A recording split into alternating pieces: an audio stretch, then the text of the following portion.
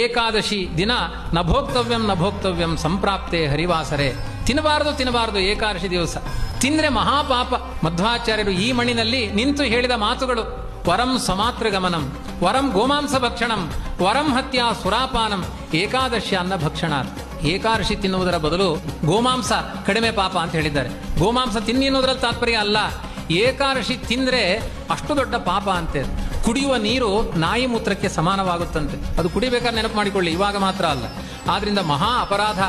ಏಕಾದಶಿ ದಿವಸ ಯಾವುದೇ ಕಾರಣದಿಂದ 14 ವರ್ಷ ದಾಟಿ 80 ವರ್ಷ ಮುಟ್ಟುವ ತನಕ ಏಕಾದಶಿ ತಿಂದವರಿಗೆ ಮಹಾಭಯಂಕರ ಪಾಪಗಳಿದ್ದಾವೆ ಅಂತ ಹೇಳಿದ್ದಾರೆ. ಯಾರು ಏಕಾದಶಿ ಉಪವಾಸ ಮಾಡ್ತಾರೆ, 15 ದಿನ ಮಾಡಿದ ದೇಹಜನಿತವಾದ ಎಲ್ಲಾ ಪಾಪಗಳು ಕೂಡ ಭಸ್ಮೀಭವತಿ ರಾಜೇಂದ್ರ, ಎಲ್ಲ ಬರ್ನ್ ಆಗಿ ಹೋಗುತ್ತಂತೆ.